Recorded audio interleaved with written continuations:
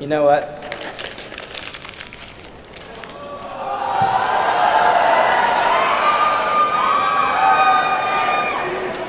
I'm just kidding. I just wanted to see what Miss Shackle would do.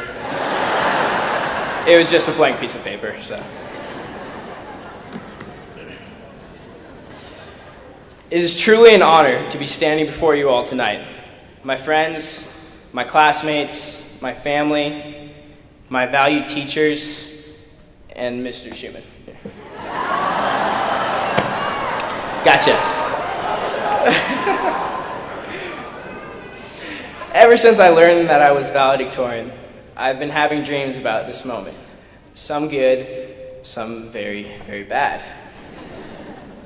In my dreams, we were told to move these cat toys from one side of our geometrically shaped hats to the other, and I always feel the need to cry. But tonight, I lack the urge to do so. Perhaps part of the reason is that I would never hear the end of it from my friends, who would love to give me a hard time about crying in front of so many people. Love you too, God. The real reason I do not feel the need to shed a tear this evening can be summed up in the timeless words of Dr. Seuss. Don't cry because it's over. Smile because it happened.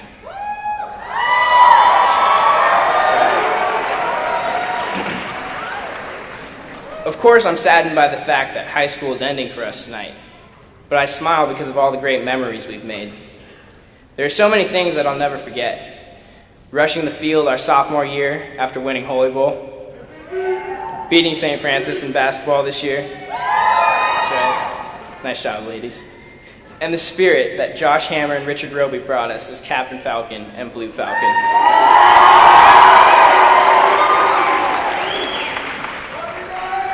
Love you too, Josh. One of my fondest memories will always be doing the sandstorm dance with Kyle and Joey. That's right.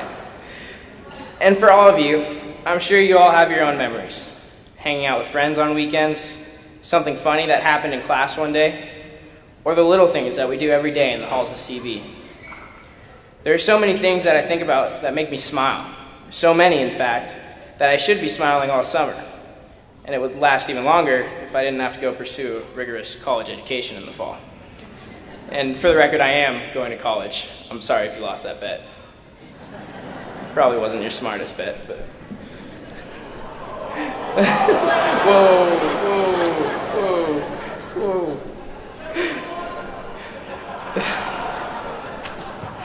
The dreams that we have lived out these past 4 years are wonderful, but they should not be the best 4 years of our lives. If SATs, plan testing, college applications, countless essays, and never-ending math problem sets are the best 4 years of our lives, then we've done something severely wrong. So, class of 2012, I beg you to go out and make more, even greater memories. And while you're doing that, I ask you to remember 6 things. First, trust yourself. No one knows you better than you know yourself. It's up to you to dig deep down and ask yourself who you want to be and what makes you happy. Now, I'm not talking about what your parents, friends, coaches, or teachers want to be, but who you want to be. Don't give yourself over to brutes who think they know what is best for you, who stick a finger in your face and tell you that you aren't good enough because you are good enough. Never lose track of who you are. Secondly, never be afraid to break the rules. Now, I'm not saying to break the law, so please don't go do something completely illegal and cite my words as your reasoning. It won't work. But don't be afraid to step outside of the perceived boundaries every once in a while. How can you ever expect to be a true original or a maverick if you aren't willing to break the rules? After all, what is the point of being on this earth if all you want to do is be the same as everyone else? Which brings me to my next point. Don't be afraid of failure. Failure is inevitable. You won't always win, but you cannot be paralyzed by the fear of failure. So when you get knocked down, just get right back up and keep going. In the words of Rocky Balboa, it ain't about how hard you hit. It's about how hard you can get hit and keep moving forward.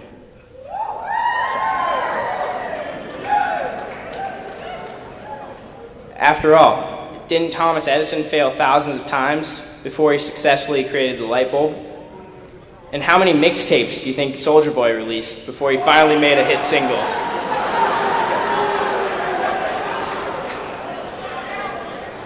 You see, failure is not the end of something. It's just an obstacle to stop the people that aren't motivated enough. So never be afraid of failure.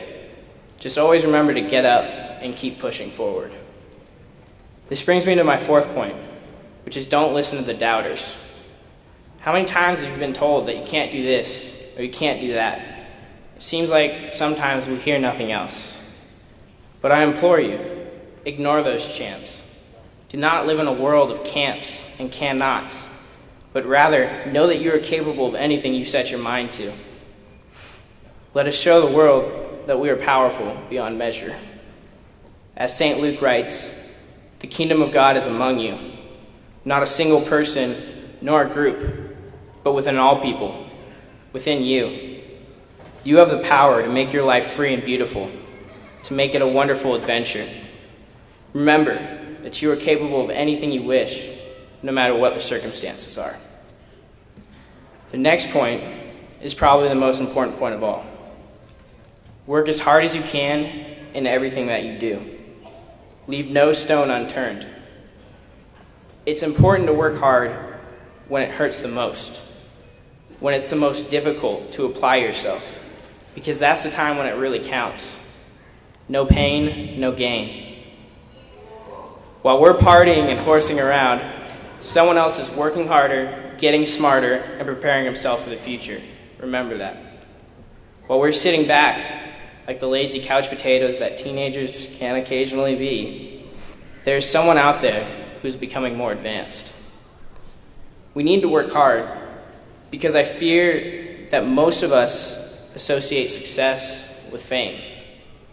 We want people to know our names, but our success will never be determined by how famous we are.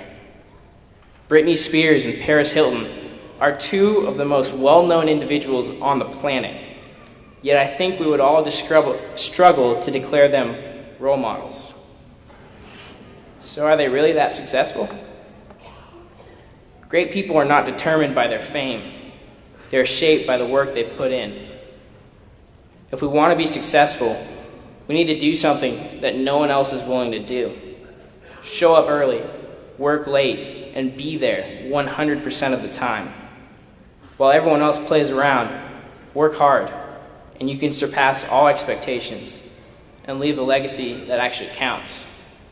You may not be famous, but you will be remembered by those who witness your work, and you will be successful. And finally, point number 6. Give back to the community. None of your hard work is worth anything if you don't share it with someone. During your day-to-day lives, always find time to give something back to your community, your state, or your country. You see, it matters to the people around you, not that you have a great talent, but that you're using that talent in service to others. There is nothing enlightened about being selfish. Always be willing to share your success with others, because there is nothing as rewarding as a life in service to others. The quality of a person's life will never be measured by his or her achievements. It will be measured by his or her willingness to work hard in service of others.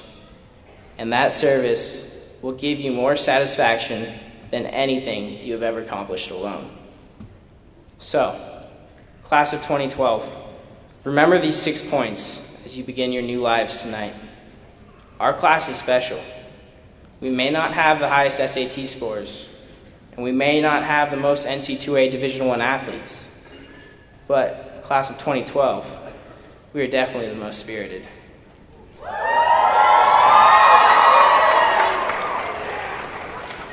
Juniors, you have some huge shoes to fill. As a prominent, high-flying hip-hop musician once said, "We the best." And indeed we are, class of 2012. We are the future lawyers, doctors, and business executives of America. So I leave by congratulating you all, and not by saying, here it ends, but rather by saying, and so it begins. Thank you.